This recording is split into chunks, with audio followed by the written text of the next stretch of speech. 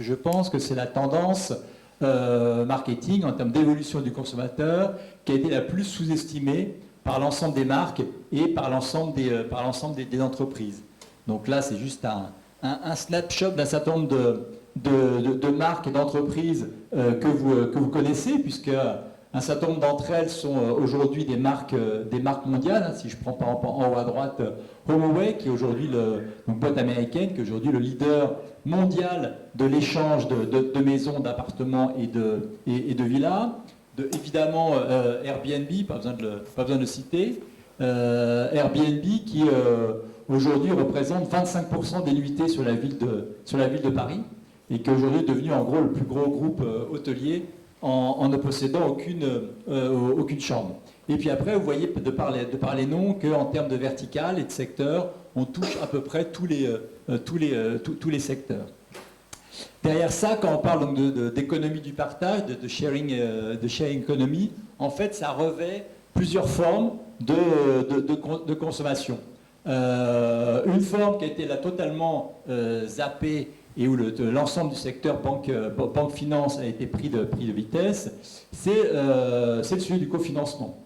Sujet qui, je pense, au Maroc et dans d'autres pays est culturellement peut-être moins inhabituel, mais qui, en tout cas, en Europe occidentale et aux US, a vraiment frappé en termes d'usage les marques et les acteurs en place. Donc tous les sujets autour de la finance, du crowdfunding, avec des marques en France, comme par exemple KissKissBankBank, qui a été racheté par la Poste. Deuxième sujet que j'ai bien vu moi de l'intérieur quand j'étais CEO de chez Renault, c'est le covoiturage. Typiquement, le covoiturage est un sujet qui a été totalement zappé par l'ensemble des constructeurs automobiles. Or, aujourd'hui, quand vous regardez ne serait-ce qu'en France, des marques comme Drivey, ou une marque française, mais qui est aujourd'hui mondiale, comme BlaBlaCar, qui est aujourd'hui la première entreprise mondiale en termes de covoiturage, et qui est aujourd'hui le deuxième transporteur sur l'axe Paris-Lyon.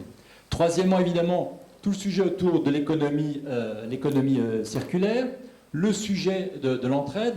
Et là-dessus, parlant d'entraide, encore une fois, comme on le dit souvent, le digital ne vient pas forcément créer des nouveaux usages. Quand on parle d'économie circulaire, quand on parle d'entraide financière, etc., ce sont, dans certains cas, dans certaines cultures, des usages ancestraux. Le digital vient juste d'un point de vue technologique faciliter, accélérer cela, parce qu'en fait, quand vous regardez l'ensemble des thématiques, évidemment les deux dernières, c'est tout ce qui est autour de la location, évidemment, ou de la désintermédiation, c'est en fait ce qui est frappant, ce sont les chiffres. Je vous citais les chiffres là, sur BlaBlaCar. Vous prenez au niveau de la location, aujourd'hui, vous avez des typologies de produits où quasiment 40% du business se fait via la location. Il y avait une annonce qui a été faite il y a quelques jours, si on reste dans le secteur auto, de SEAT en Espagne, le constructeur espagnol, qui a lancé un concept de location de voitures, où au lieu d'être sur ce qu'on appelle du LLD, qui vous engage quand même et qui est très contraignant, etc., là, vous pouvez louer la voiture autant que vous voulez, en termes de durée, vous pouvez changer les options, une plus grande, une plus petite, donc c'est flexibilité totale. Et donc là, on est bien dans une logique, comme ça a été expliqué par les speakers précédents, où en fait l'entreprise se met à la place du client et colle aux attentes du client et n'impose pas un modèle. Autre conséquence de ça, dans cette économie du partage, c'est le fameux consommateur. C'est-à-dire que le consommateur devient lui-même acteur, devient lui-même producteur. C'est ce qui se développe aujourd'hui, notamment dans tout ce qui est bricolage, mais au sens large du terme, hein, c'est le do it yourself. J'étais au bord de Leroy Merlin pendant 2 ans, c'était un sujet que Leroy Merlin regardait de très près. Le sujet aussi des makers qui commencent à se développer de plus en plus. Et parlant de Leroy Merlin, qui a fait un partenariat avec TechShop, qui est aujourd'hui, enfin toujours aujourd'hui je pense, le leader mondial en termes de Fab Lab. Donc là vous voyez bien qu'on est dans une relation totalement différente. On n'est plus dans une relation top-down où on impose, entre guillemets, à un consommateur un produit ou un service, mais on renverse la vapeur, si je puis dire. Et enfin, d'autre part, on incite même le consommateur à être impliqué dans la gestion de la marque, voire même être impliqués dans la création de produits ou services. Donc là aussi, on retrouve les bons vieux sujets de boîte à idées et autres, sauf que très souvent, historiquement, la boîte à idées, c'était une grosse boîte en carton avec souvent des bonnes idées, mais qui restaient dans le carton. Alors que là, avec le digital, ça permet d'implémenter, en méthode test and learn, d'implémenter des produits, des idées, des services de façon assez rapidement. Donc là, vous avez pléthore de marques qui sont lancées là-dedans, de Starbucks à Decathlon.